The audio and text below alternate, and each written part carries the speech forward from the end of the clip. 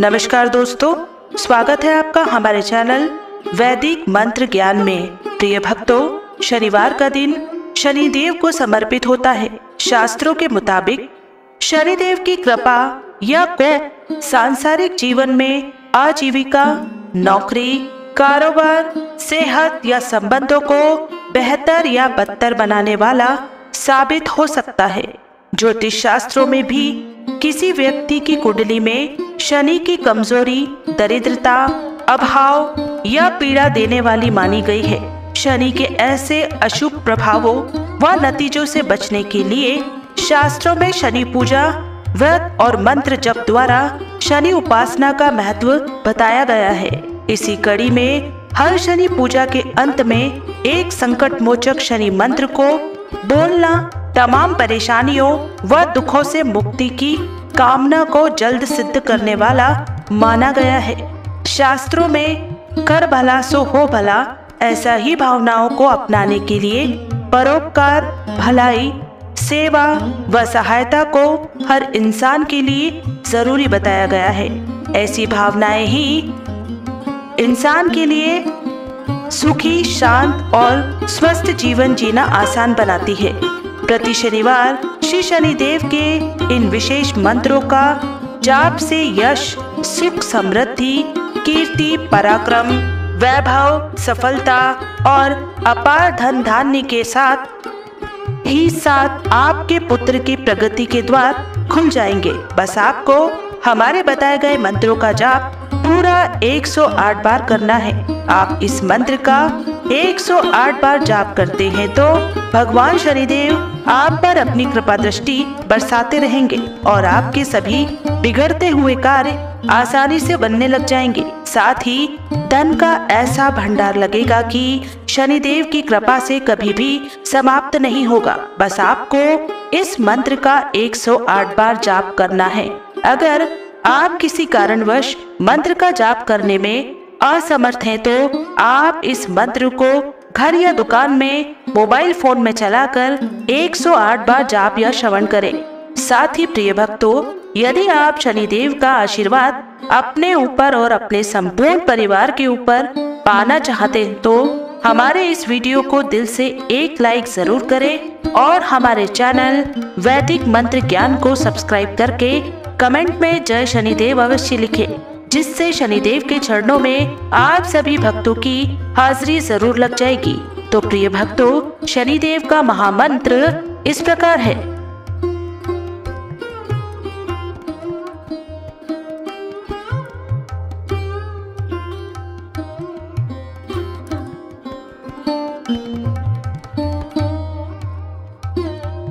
ओम नीलांजनम समाभासं रविपुत्रं यमाग्रजं छायामार्तण्ड सम्भूतमं नमामि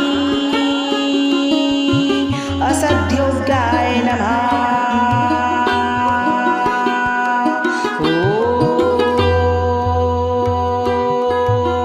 नीलांजनं समाभासं रविपुत्रं यमाग्रजं छायामार्तण्ड सम्भूतमं नमामि असद्योग्याय नमः। ओम नीलांजनं समाभासं रविपुत्रं यमाग्रजं छायामार्तण्ड सम्भूतमं नमामि असद्योग्याय नमः। ओम नीलांजनं समाभासं रविपुत्रं यमाग्रजं छायामार्तण्ड सम्भूतमं नमामि असद्य असद्योग्याय नमः।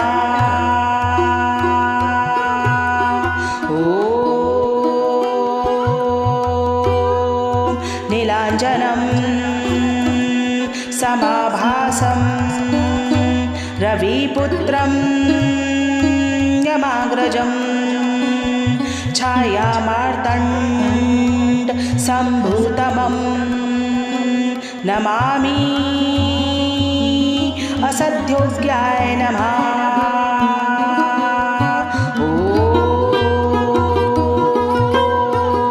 नीलाञ्जनं समाभासं रविपुत्रं यमाग्रजं छायामार्तण्ड सम्भूतमं नमामि असद्योग्याय नमः। ॐ नीलाञ्जनं समाभासं रविपुत्रं यमाग्रजं छायामार्तण्ड सम्भूतमं नमामि असद्योग्याय नमः। ॐ नीलाञ्जनं समाभासं रविपुत्रं यमाग्रजं छायामार्तण्ड सम्भूतमं नमामि असद्योग्याय नमः। ॐ नीलाञ्जनं समाभासं रविपुत्रं यमाग्रजं छायामार्तण्ड सम्भूतमं नमामि असद्योग्याय नमः। ॐ नीलाञ्जनं समाभासं रविपुत्रं यमाग्रजं छायामार्तण्ड सम्भूतमं नमामि असद्योग्याय नमः। ॐ नीलाञ्जनं समाभासं रविपुत्रं यमाग्रजं छायामार्तण्ड सम्भूतमं नमामि असद्योग्याय नमः। ॐ नीलाञ्जनं समाभासं रविपुत्रं यमाग्रजं छायामार्तण्ड सम्भूतमं नमामि असद्योग्याय नमः।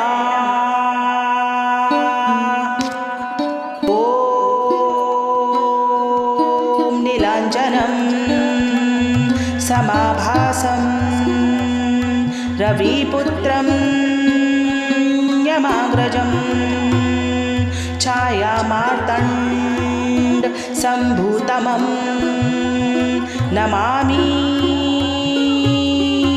असद्योग्याय नमः। ॐ नीलाञ्जनं समाभासं रविपुत्रं यमाग्रजं छायामार्तण्ड सम्भूतमं नमामि असद्योग्याय नमः। ॐ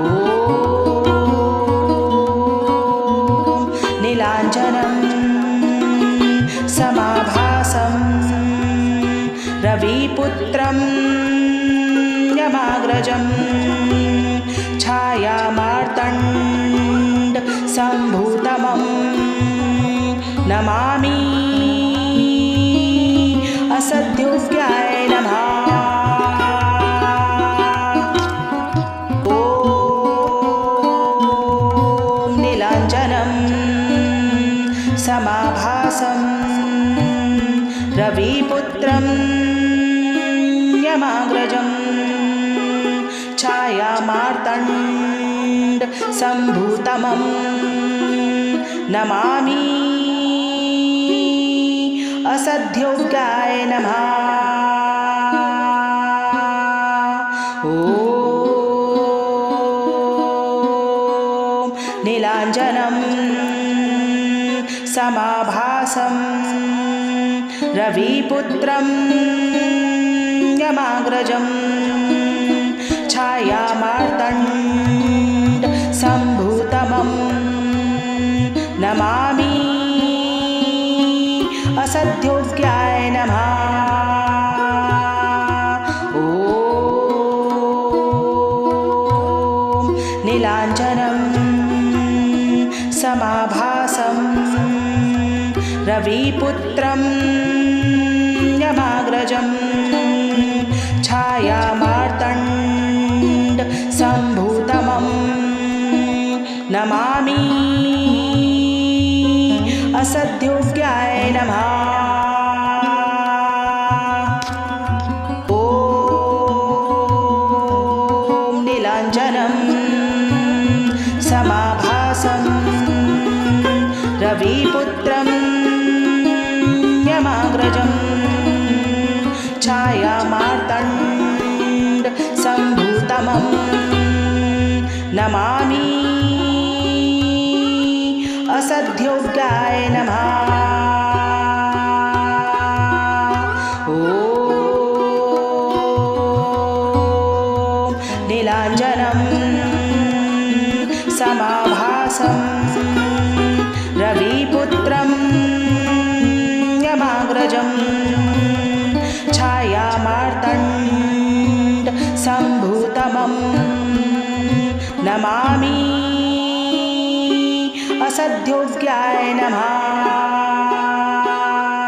ॐ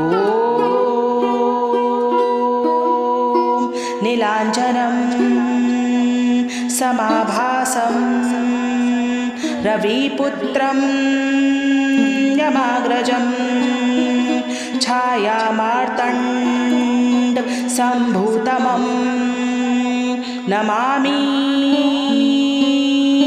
असद्योग्याय नमः। ॐ नीलाञ्जनं समाभासं रविपुत्रं यमाग्रजं छायामार्तण्ड सम्भूतमं नमामि असद्योग्याय नमः। ॐ नीलाञ्जनं समाभासं रविपुत्रं यमाग्रजं छायामार्तण्ड सम्भूतमं नमामि असद्योग्याय नमः। ॐ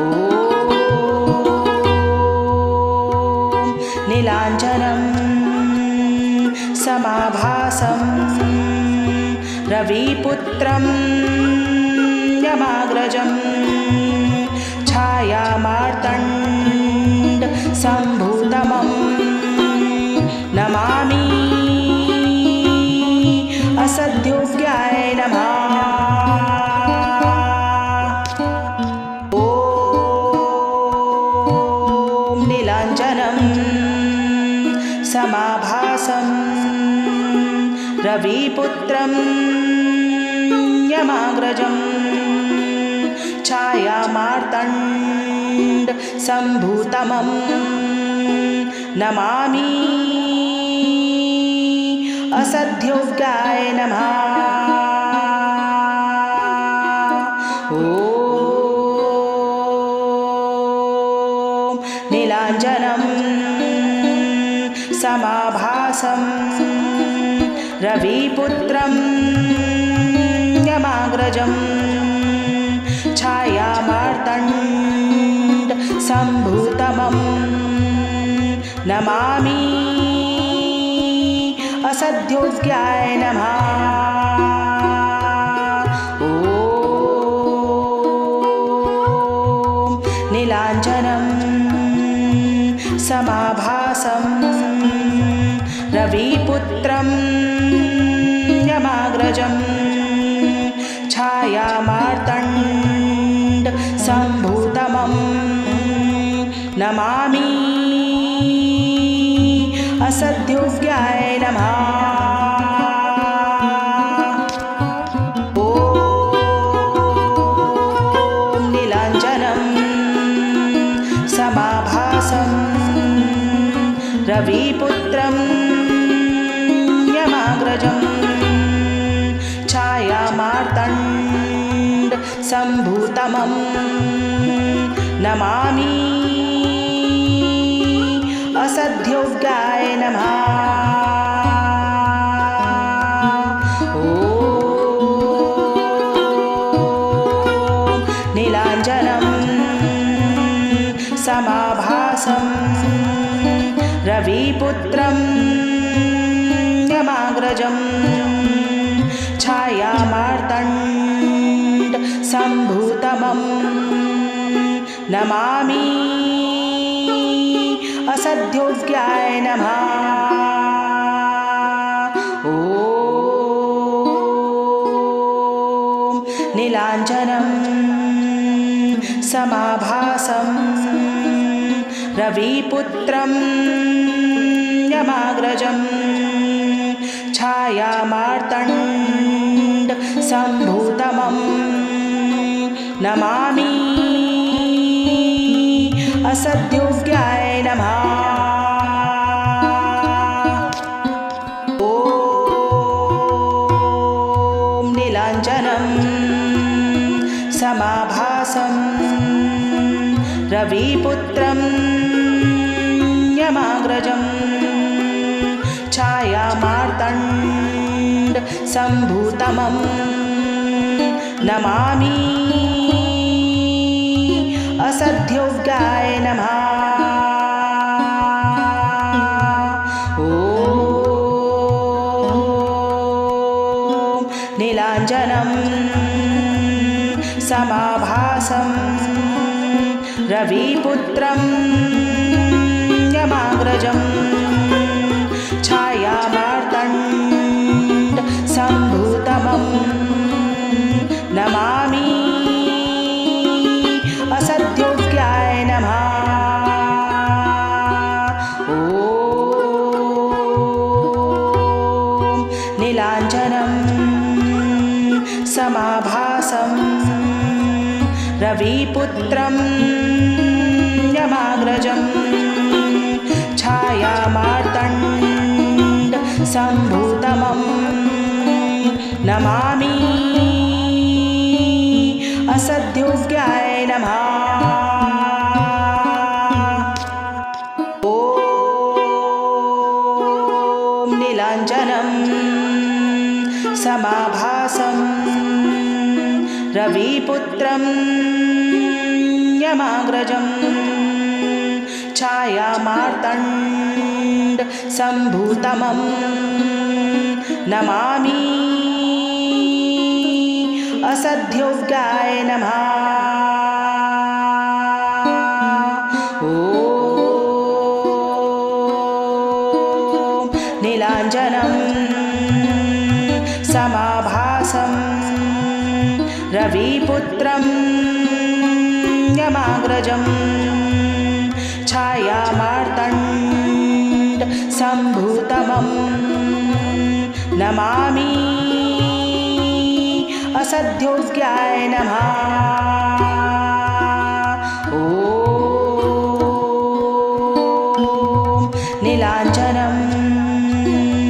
समाभासं रविपुत्रं यमाग्रजं छायामार्तण्ड सम्भूतमं नमामि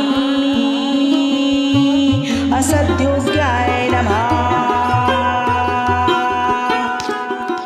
ॐ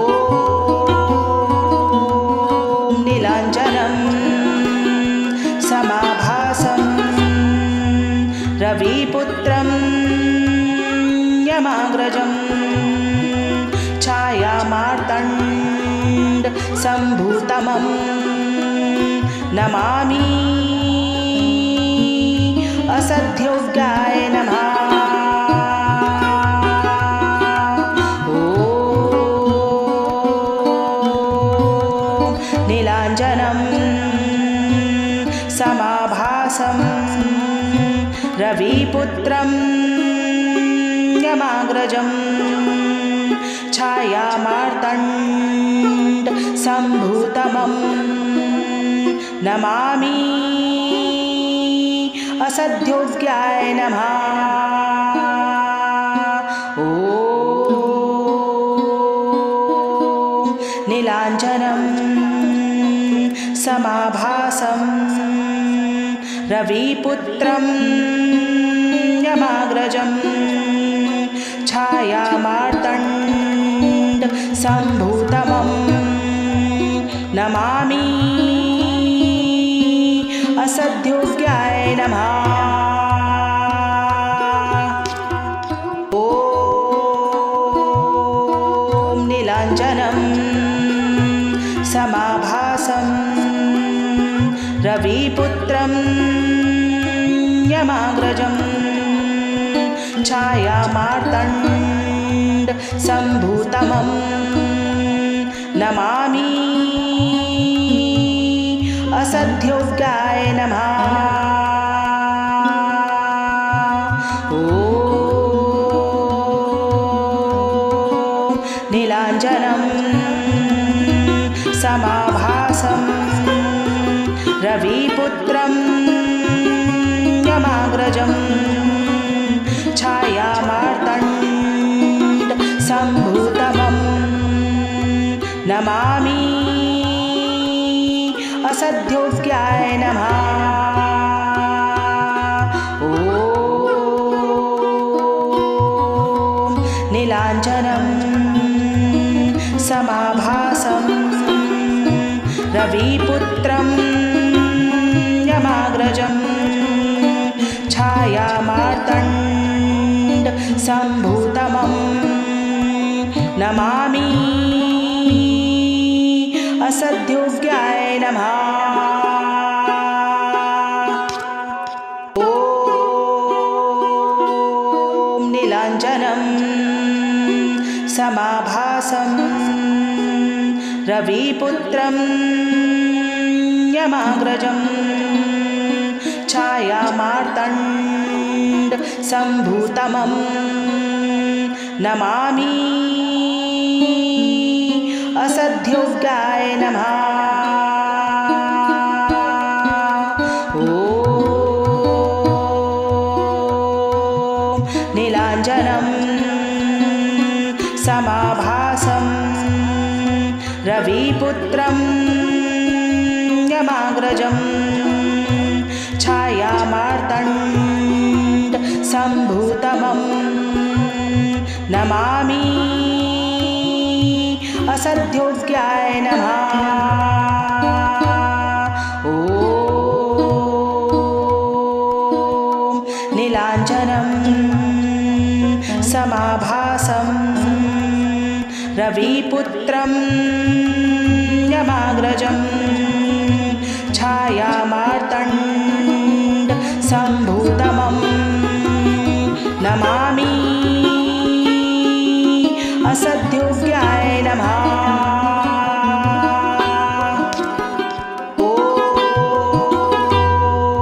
ॐ नीलाञ्जनं समाभासं रविपुत्रं यमाग्रजं छायामार्तण्ड सम्भूतमं नमामि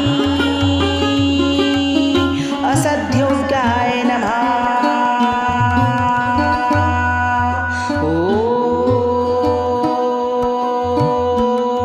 नीलाञ्जनं समाभासं रविपुत्रं यमाग्रजं छायामार्तण्ड सम्भूतमं नमामि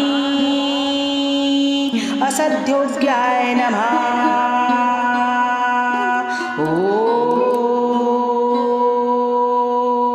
नीलाञ्जनं समाभासं रविपुत्रं यमाग्रजं छायामार्तण्ड सम्भूतमं नमामि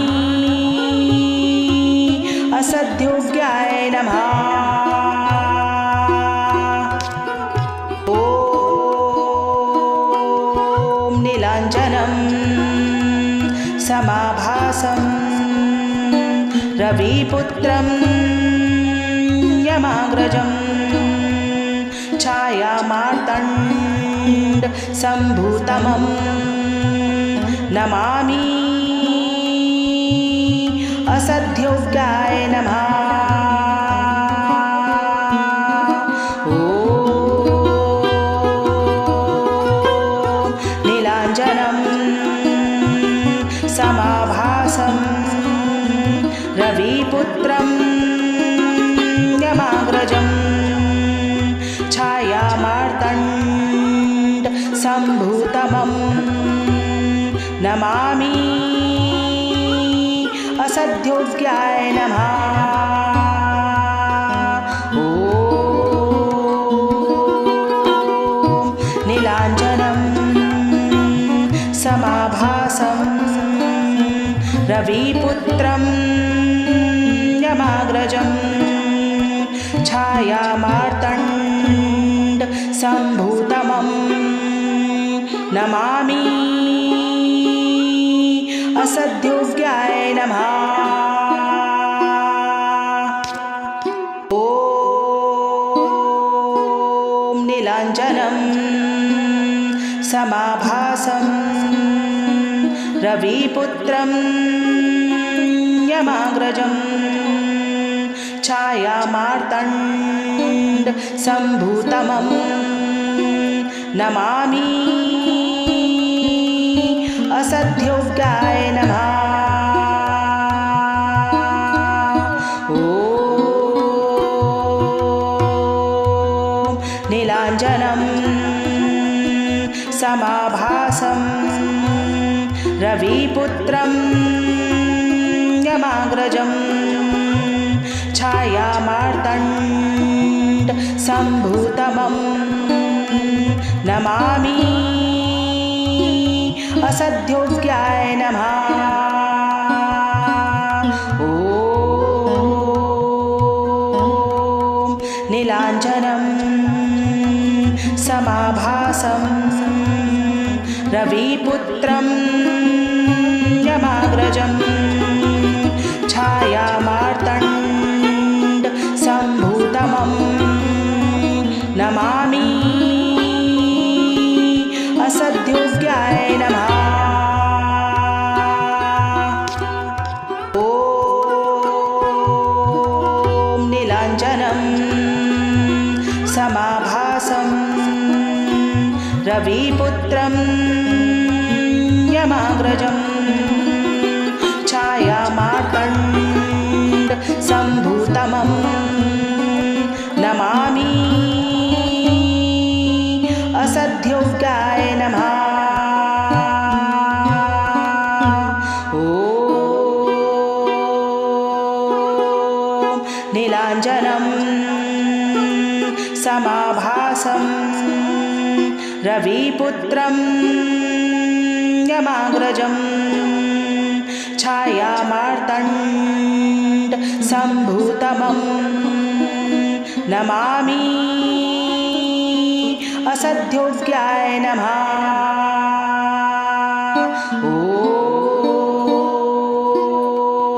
ॐ नीलाञ्जनं समाभासं रविपुत्रं यमाग्रजं छायामार्तण्ड सम्भूतमं नमामि असद्योग्याय नमः।